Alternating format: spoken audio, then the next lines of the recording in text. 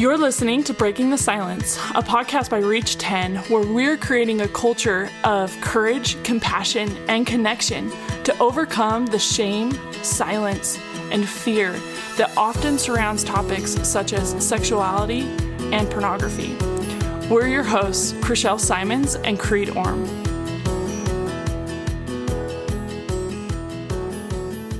Welcome, listeners.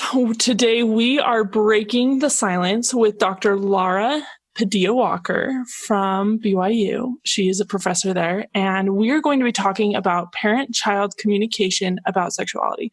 I think this could totally apply for youth and leader relationships as well. Some of those principles, again, those are a little bit different, but I'm really excited about today's episode. And welcome, Laura. Thank you so much for meeting with us. Thank you for having me. Yeah. And we want to get started just getting to know you a little bit. Tell us a little bit about who you are, as well as your career and your background and the things that you've studied. Okay. Well, I'm a professor here at BYU in the School of Family Life. My degree is in developmental psychology. So I study children and primarily teenagers. So that's exciting. And I'm also an associate dean in the College of Family, Home, and Social Sciences. So that's been really nice to get to know some more faculty and students. I study primarily, I'm a parenting scholar, and I study parent relationships with their adolescents or their teenagers. And I look at this in relation to media use and pro-social or positive moral behavior, and also now healthy sexuality. So that's my main research interest. I'm a mother of three, so I'm sure they will come up in this chat today. I've got an 18-year-old, a 15-year-old, and a 7-year-old. Oh, wow. So and fun. Then my husband is an attorney here in the Valley, works for the state of Utah. And in terms of getting to know me, I wish I had more free time. I love to read, so I'm a really big reader, not like academic reading, but when I have a break, I really like to just read something for fun. I love hiking, exercising, cooking. That's fantastic. Thank you so much. Awesome. And we are so excited to learn from your wisdom and to be able to just understand some of the research that you've done and to hear from you. Great. Yes, Laura, it's so exciting to have you here. This is one of I feel like going to be a very important podcast for our listeners. I met you some time ago, and specifically for your lecture on breaking the silence. It's really interesting. We have the same title of this podcast as a lecture that you made a little bit ago at BYU, talking about how it's time for parents to be proactive to talk about sexuality with their children. It's not enough anymore to remain silent or wait for kids to come to them with questions, because a lot of times kids won't come with questions, especially if it's not about open communication in the family. So I just want to kind of start off with how you, along with other faculty at BYU, have written this book, A Better Way to Teach Kids About Sex. And I think it's an incredible book. And I hope everybody who desires to learn more about this subject can read from that book. I want to give it to my whole family for Christmas, even though I don't have the funds for that. But I really want everybody to learn about this message. So let's see. Can you tell us a little bit of some specifics or key points from that book that you would like to share? Sure. I think, let me just give you a little background on how the book started. And I have some colleagues who wrote a book on healthy sexuality for marriage. So it's called Sexual Wholeness in Marriage. And after they published that book, they approached me as a parenting scholar because they wanted to do a book similar about healthy sexuality, but for parents of teenagers or children. And so we launched that project and wrote this book. And it was a couple years in the making. It was really exciting, though, that Deseret Book wanted to publish it and was really positive about the need for this in today's day and age. They were really enthusiastic about that. And then we decided that if we were going to write about this, then we'd better study it. So we since then have started what we call the Healthy Sexuality Project, and are gathering lots of data and starting to publish research. But I think I give you that background because my portion of this book is really the part that places it in the parenting realm. I'm not a sexuality expert as much as a parenting scholar, but I think a lot of the principles that we talk about apply to any situation that a parent might have. So the three things that I lay out when I talk about this most commonly is that parents need to change how they're talking about sexuality with their kids. They need to change when they're talking about it, and they need to add the why, or talk about why their children should keep the standards that they have. So maybe today we can talk a little bit more about those three. Yeah, that's perfect. In fact, let's just get started there. Great. Like, we just jump right in. Yeah, because I think you led us right into what we wanted to talk about. So let's start with those 3 questions. Okay, great. So changing how you talk about it, I think the first thing I like to talk to parents about is that the first and most important thing is that you have a good quality relationship with your child. I think anything you try to do with your child, especially when you're wanting to talk about something that's a little more sensitive, is going to be a lot more successful if you have a good relationship. There's some interesting research, lots of interesting research that suggests that if you have a good relationship, then mistakes you make as a parent aren't going to have much of an impact on your child, which is great news for us because as a parent, I make a lot of mistakes. But unfortunately, if you don't have a good relationship, then when you make mistakes, they do have a larger impact. So I tell parents to start there. So first assess, it doesn't have to be a perfect relationship, but do I have a pretty good relationship with my child? If not, then that's a place to start, just spending time with them, being positive, praising them for things that they do well so you can improve the relationship. Once you have a pretty good relationship, the biggest thing about changing how we talk is that we need to create what we call a culture of openness. So helping your children know that they can ask you anything about sexuality or really anything at all. And you're the person that will answer them. Because right now, teenagers are getting most of their information from the media and from their friends. And I know as a parent myself, that's not where I want my children to get their information. So I've told my children, for example, you can ask me absolutely anything about sexuality and I will answer or find the answer. Sometimes I don't know the answer. And so I don't want them going to look for the answer. So I go look for it and talk to them. And if they know that you're willing to talk, and then they're more likely to come to you. Now, that doesn't mean you shouldn't also initiate conversation, but that's the first thing. So changing how and creating that culture of openness.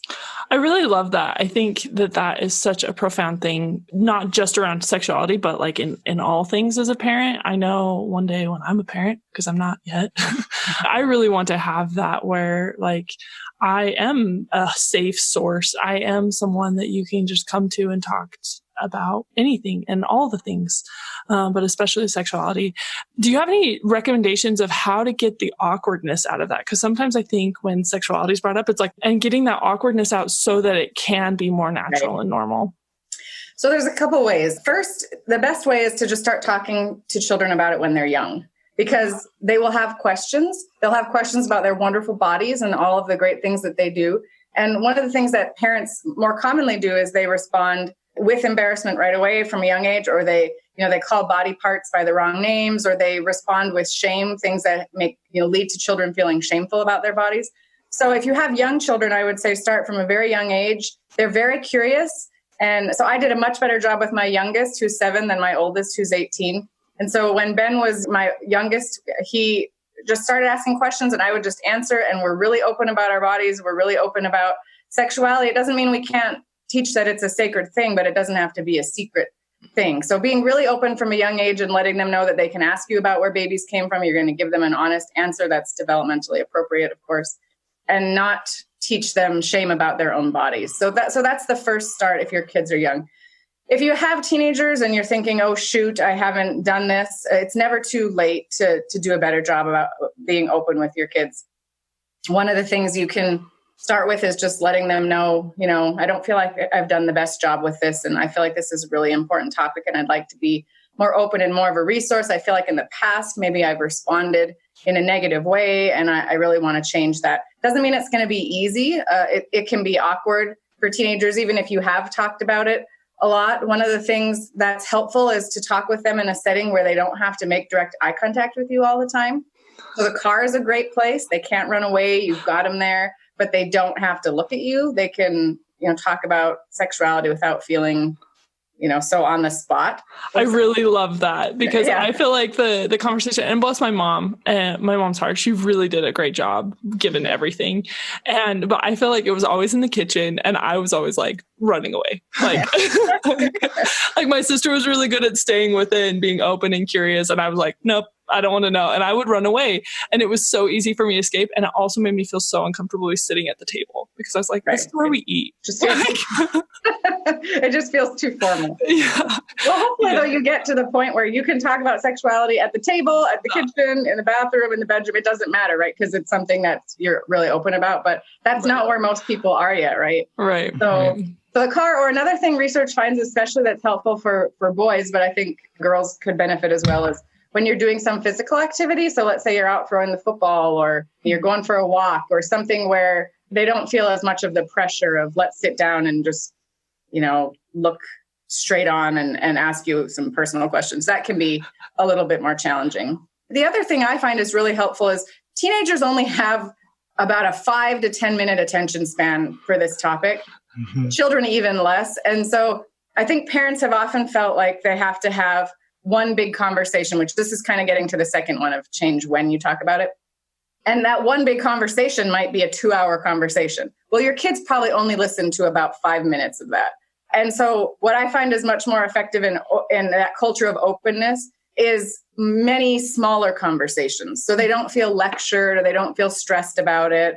A lot of the times it might be comments, or it could be asking them what they think about something they saw on television or something they heard at school. But it can just be a brief comment, and then you're going to talk about something again the next day. It doesn't have to be a one-time, let's dress up in our Sunday best and sit at the table together and have our birds and the bees, sexuality talk.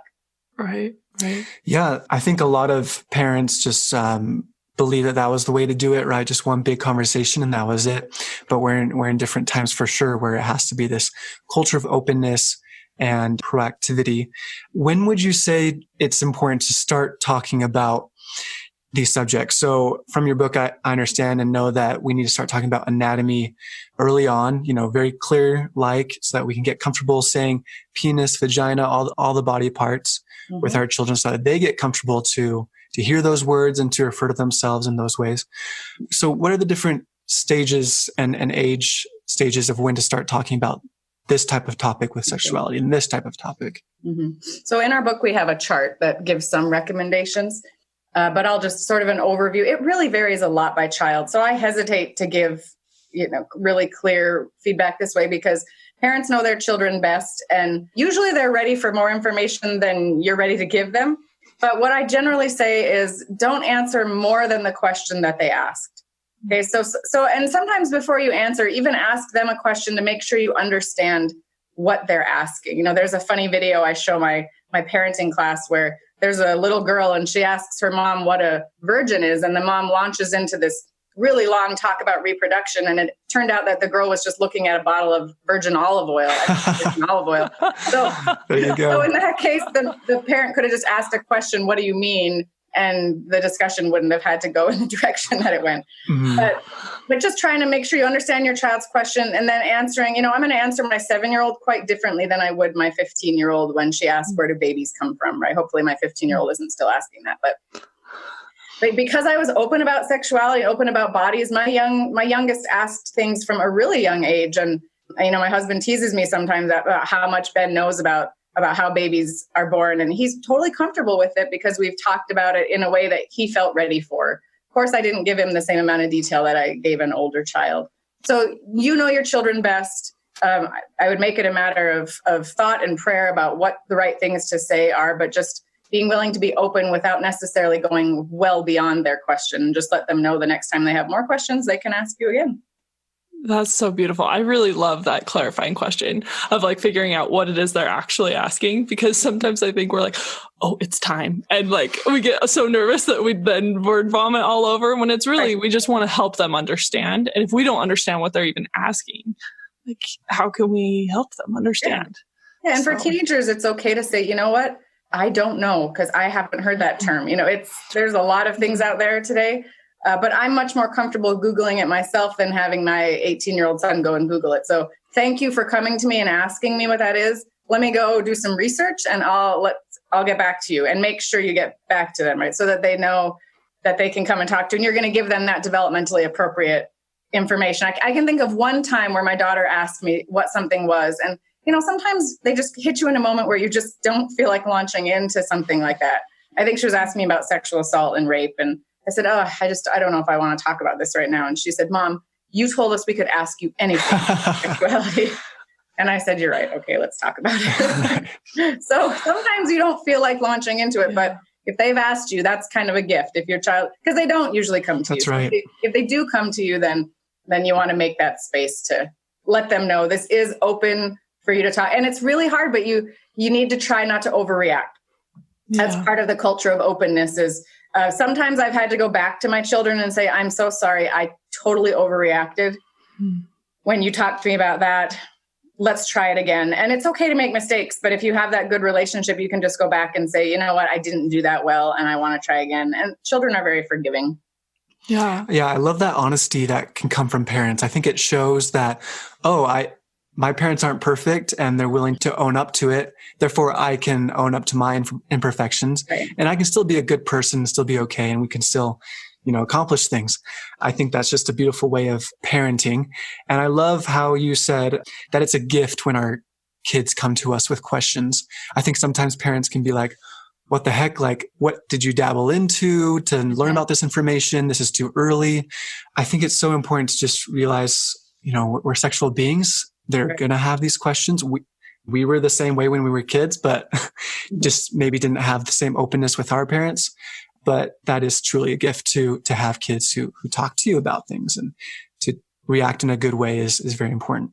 Right. And even if it's something that hard for you to hear, if your child comes and says, Mom, I've been viewing pornography, or I think I may have same gender attraction, or whatever the statement is, the first thing that should come out of our mouths is, thank you so much for talking to me. I'm so glad that you came to me. Because really, aren't we? I mean, really, even if it was something that was hard to hear, it's something that we want to hear as parents. And aren't we glad that they're coming to us instead of someone else? And you put our arms around them, let them know that we're here for them to work through whatever struggle they might be having. And then, it's going to build that relationship with us and relationship with their Heavenly Father and other things that are important going forward in this process. Because we're all going to make mistakes, and our kids are definitely going to make mistakes.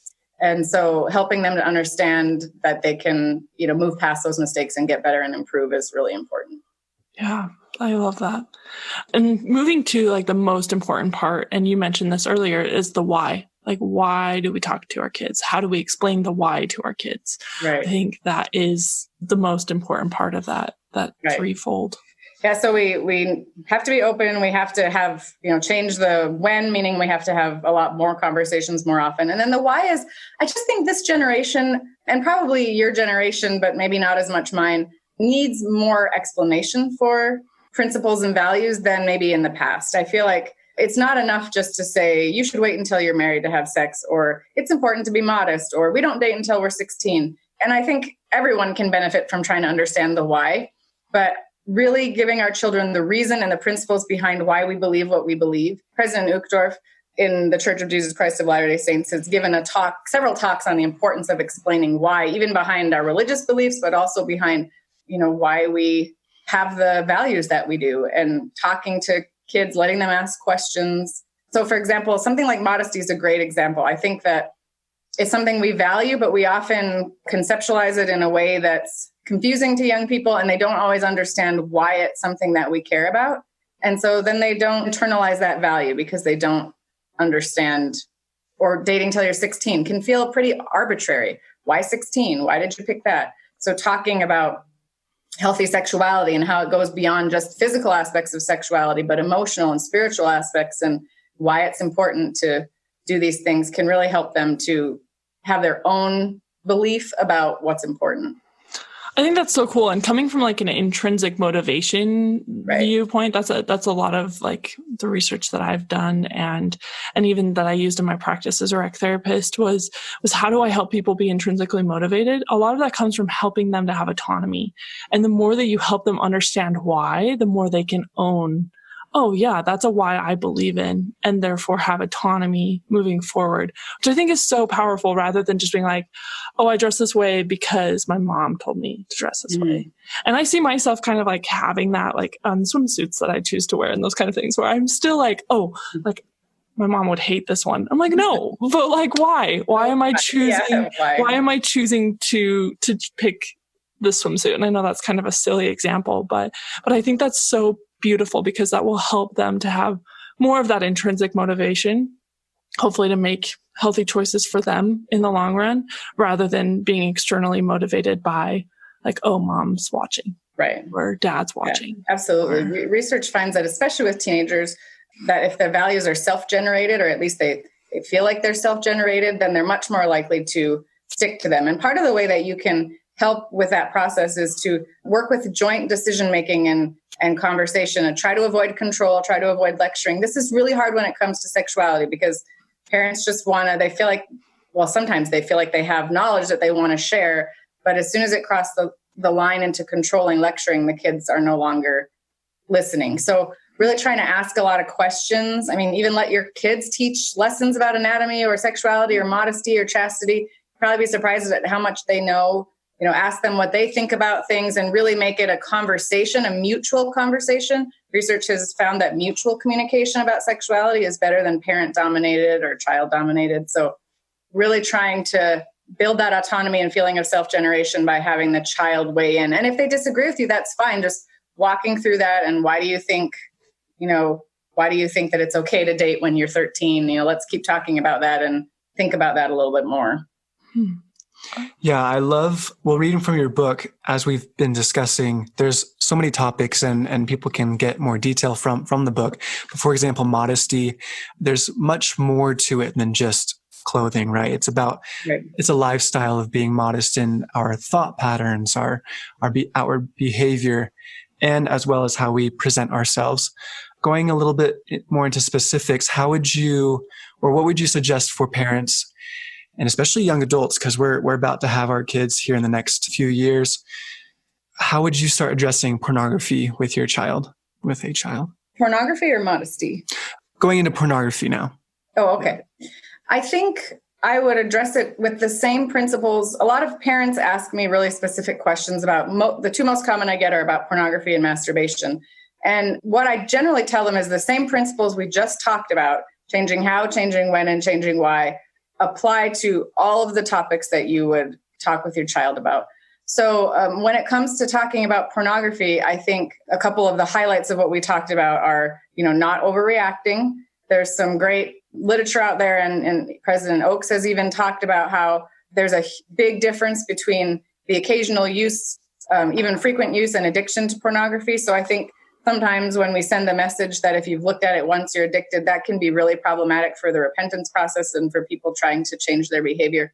So trying not to overreact. In fact, starting even before that, being really proactive about pornography, really talking about it in a way that promotes openness, so that if your children do come across it, they'll know that they can come and talk to you and that they don't have to be secretive about it. The church actually has a really great video on pornography use that for children that I'm really impressed by, where they talk a lot about why it's something that's attractive and raises curiosity, but also why it's something that gets in the way of healthy sexuality. And I think one of the things I really like about the video is that it avoids shaming.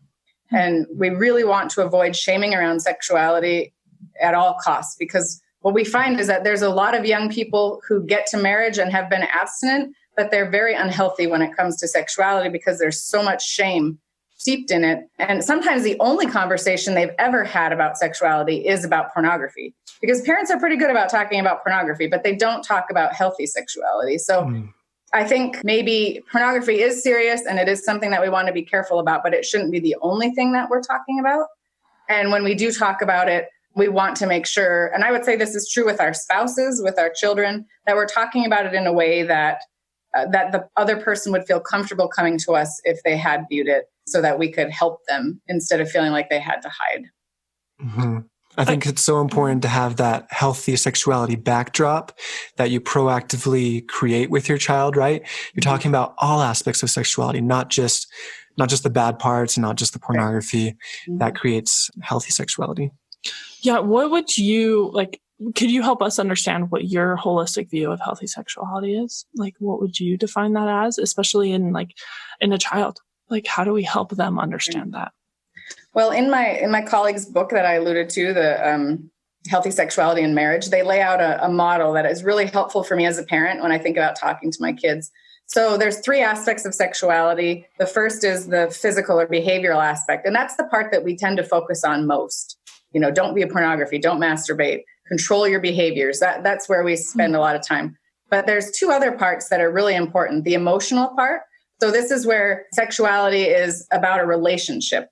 And so a lot of times when I'm talking to my kids about masturbation or about pornography, I talk about the why behind why it's damaging is because it's influencing that future relationship, because sexuality was given to us as a means to build that relationship and to build unity. So focusing on, it's not about a selfish behavior. It's about what you can share with someone else. So that's the emotional part that gives me some language when I talk to my kids.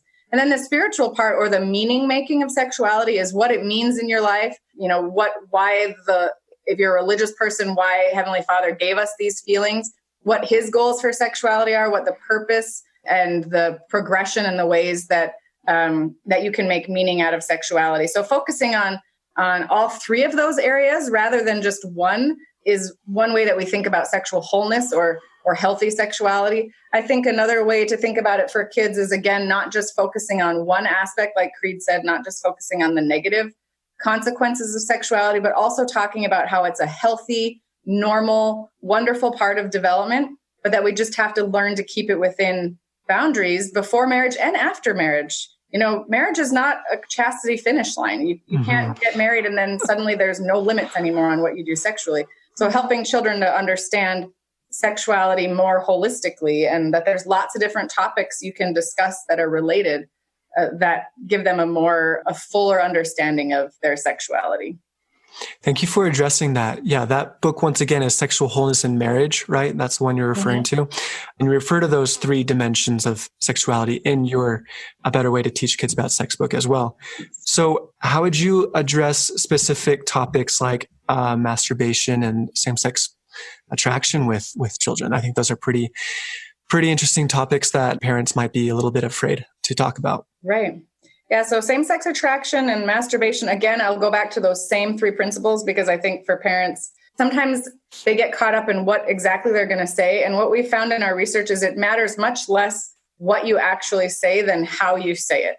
So if you say it in a warm, open way, helping the child to understand that there's nothing wrong with them and then they're not shamed, it's going to be much more effective than worrying about every word that you say. But when thinking about sensitive topics that parents are nervous about talking about, again, I would just encourage you to be really open about these topics with your children. If your child comes to you saying, I think I have same-sex attraction or I've been masturbating, again, that first response, I would always want it to be, embracing them, letting them know how much you love them. Thank you for talking about this. We go through, actually, in both of those chapters in our book, we actually do have some sample scripts of things that you could say to your child when talking about masturbation. And again, this is very common. Little kids self-touch. The vast majority of teenagers, girls, it's about 40 to 50%, but closer to 80 to 100% of young men will masturbate. So this is something that is occurring, even though parents don't want to face that. So if they're talking to you about it, that's great. And that's the first step to helping them proactively think of ways that they can start making better choices. So, for example, asking them, what makes you want to masturbate? Or when do you find that you're doing that? Is it because you're feeling sad? Is it because you're bored? One of the questions I would definitely ask is, are you viewing pornography while you're masturbating? Because that's much more of a problem than just pornography or masturbation alone, but the pairing of them. So I actually, with my kids, there's no science behind this whatsoever, but I talk about the 3 Ps of, self-touching and masturbation. The first is P for public. So with young kids, this is not a behavior that we do in public. This is something we don't touch our private parts of our bodies outside of, in public, because it makes people uncomfortable and this is sacred. And, so that's the first one. The second is pairing, P for pairing. So are you pairing masturbation with something else? So are you watching pornography while you're masturbating? That's the second one. And then the third that we talk about is patterns. So do you have a pattern of consistent masturbation, or where are you at? And then we can talk with our children about which one of these 3 do we need to work on the most. So which one are you struggling with the most? If you're viewing pornography with masturbation, then let's start there. That's something we want to try to at least move in the direction of avoiding that pairing. If they're not viewing pornography, but they're masturbating every day or multiple times a day or once a week, wherever they're at, let's work on that and let's see if we can get to less frequently. Or again, it has to be their own goal, but then helping them to do whatever they need. What are some things you can do? Because it always starts with our thoughts. What are some things you can do to not get to that point? If you're bored, let's think of things to keep yourself busy. You need to physical exercise is a great thing for young people that helps them to use their body in a way different from just using it in a sexual way. So vigorous physical activity is really good. But having proactively, they've got a bunch of ideas in their head. When I start to go down this path, I know what I can do just to help me control myself. And when they do slip up and make mistakes, they're not a bad person. They don't need to feel shame. They just need to keep moving forward. I know Elder Holland, one of the other leaders in our church, has a quote I love, and I don't have it exactly, but he basically points out the importance of the atonement and how we get credit just for trying. And that's what we want, is we want young people to know that they just need to be moving in the right direction and trying. And we're all going to make mistakes. Sorry, I feel like I'm talking a lot, but one thing that really helps me and really helps some other parents when thinking about masturbation, sometimes we have to work on our own views of healthy sexuality. And sometimes the idea of masturbation feels yucky to parents. And so I ask them to think about a different type of transgression. So what about, let's say that you have a short fuse and you lose your temper a lot.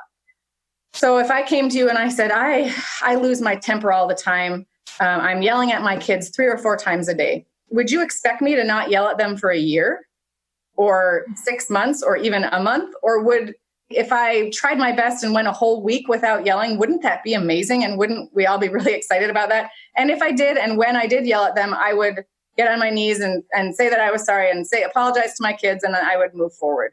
So sometimes when we take a different transgression that is a little bit more socially acceptable and compare that to when we think about a sexual transgression, it kind of helps us to step back and think, this is the same thing. It's just a different, don't judge me because I sin differently than you do. It's just a different type of something that we might be working on. And so trying to be patient and take a growth perspective where we're thinking about we want to be growing and moving in the positive direction can be really helpful for our children. I love that so much. And I love just that view of it, I think helps pair that with the why, even of just like, instead of like getting so mad at the behavior, like recognizing like the need and helping your children to self-regulate in a way that leads to the outcome that they really want in the long run. I think that that's so beautiful. I am curious, we've talked a lot about the parent-child relationship, which is so important, so valuable. What about a youth-leader relationship? What kind of conversation should leaders be having with their youth? And how can we talk about pornography and sexuality and masturbation, all of these things with our youth in a different and healthier way? Mm-hmm. So I find this one to be a little bit trickier because parents vary in the ways that they want to approach sexuality. And as a leader, I think it's important to try and respect that. Even if parents aren't as open as I would like them to be, I don't feel like it's my place to decide how they should teach their children about sexuality. So when I do teach youth about sexuality, I usually start broad with chastity, which is a great place to start because most of them don't even know what that is. And they can't really define what the law of chastity is and what the heart of the law is and what virtue is and why it's important. So you can do a lot even at that level. I think talking about modesty, pornography, all the same principles would apply in terms of avoiding shaming, avoiding object lessons. So it's pretty common. We have a lot of funny stories. My students have a lot of funny stories about the object lessons they were given about sexuality. And what we recommend in the book is just to toss out the object lessons, just to speak to young people plainly, instead of using what we consider to be oftentimes some fairly damaging object lessons, which are really just an attempt for the adult to not have to talk about something that's uncomfortable to them. So as a leader, I would tread a little bit lighter, but as a leader or a bishop, I think the avoiding shame part is very much still a principle that should apply. And if a child doesn't have a parent figure that is willing to talk, I guess I'd rather them talk to me than the parent. But I still think I'd rather them talk to me than no one. I would definitely rather them talk to the parent. But I just think you have to be careful about how you answer when you don't know how that family wants to discuss sexuality. Yeah, I really appreciate that because it's not the leader's responsibility. Like that's not their stewardship.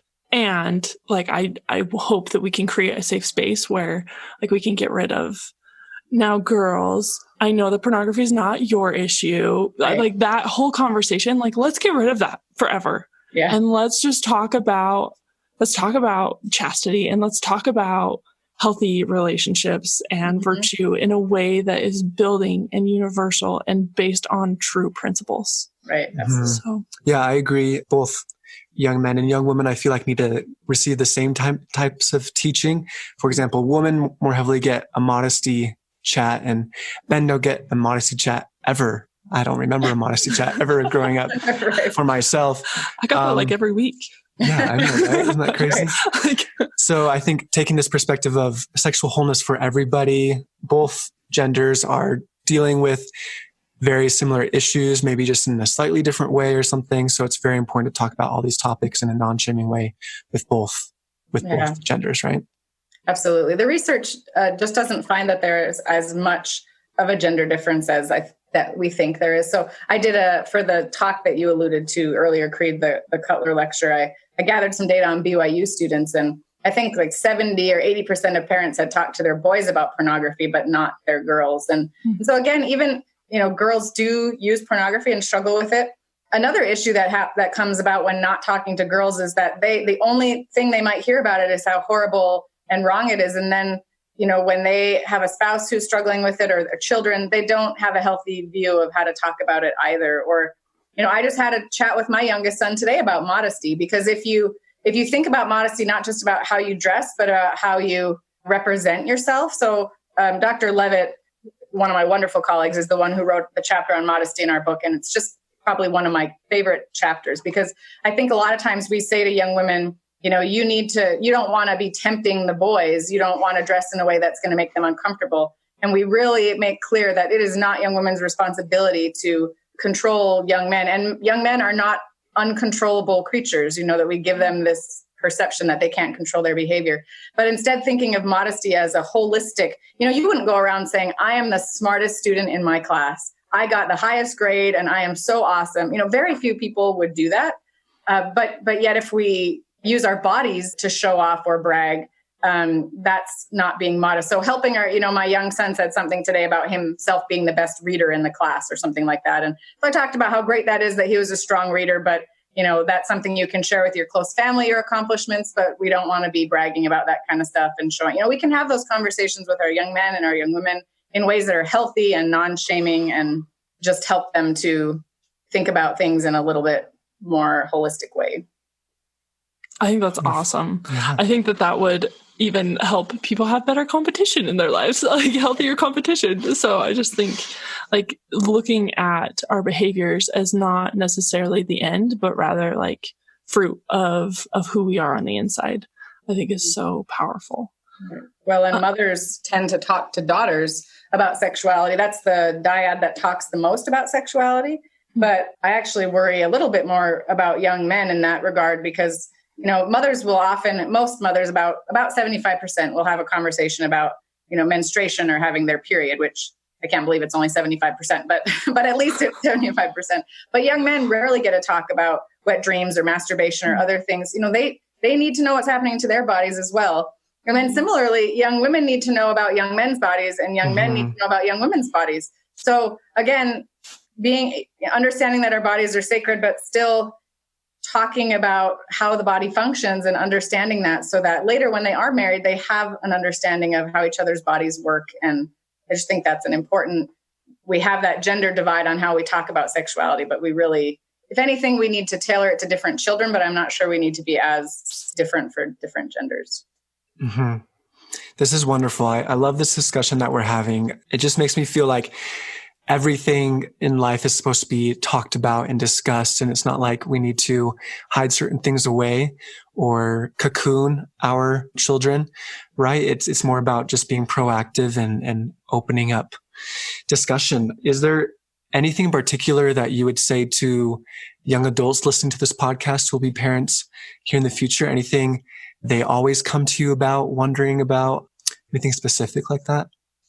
No, I think young adults, this is the generation that's going to change this. I think this is the generation that is going to break the silence, because I find that they really are motivated to do so. And so I just finished my parenting class where we spend a fair amount of time talking about sexuality. And one of my students said that the more educated they become, the more they realize how much they don't know. And so I think I would just tell young adults to keep becoming educated about this topic and and just practicing becoming healthy where you're at now, because a lot of us don't have healthy ideas of sexuality ourselves.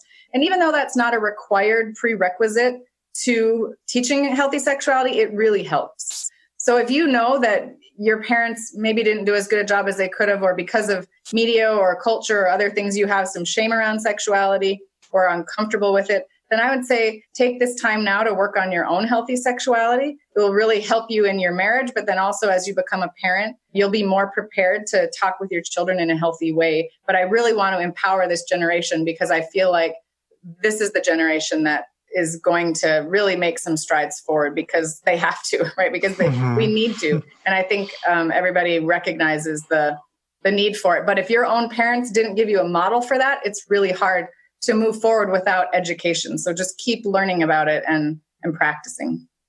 Yeah, I love that. I think it's even if your parents did give you a perfect model of that, like we need the education. We need the knowledge. And I love that student's comment too. I feel like the more that I know, the more I'm like, wow, I really have no idea.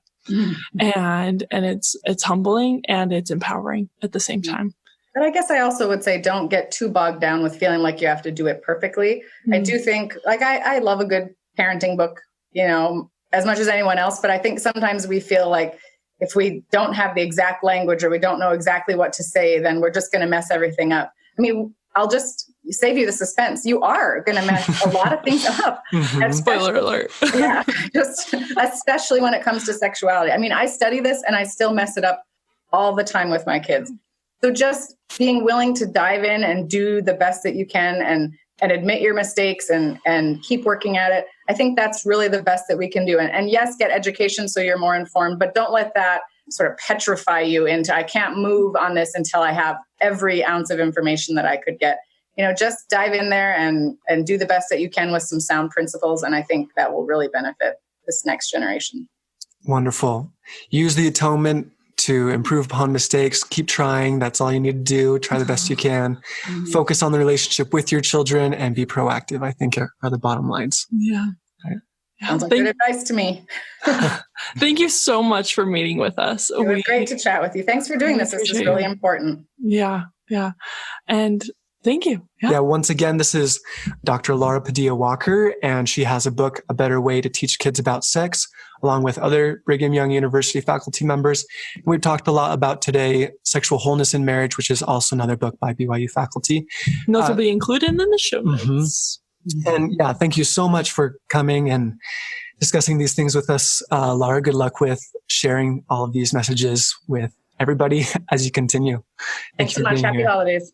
Yeah, me too. Take care. Bye-bye. Bye. Thank you for listening to Breaking the Silence by Reach 10. Help us create a new culture of connection by sharing what you heard today with at least 10 people. Please help us reach more young adults by going to iTunes to rate and review our podcast. Be sure to subscribe so you don't miss any episodes. Reach 10 is a nonprofit. You can help support this podcast by donating on our website and following us on social media. We share these views to open the dialogue on these tough issues. We are not professionals, and the ideas shared on this podcast should not be taken as professional advice. The opinions and views that our hosts and guests share do not necessarily reflect the views of Reach 10, and we don't guarantee the accuracy of any statements you hear. Reach 10 is not responsible for your use of information heard on this podcast. We keep learning and invite you to join us as we build a more open, compassionate, and courageous culture.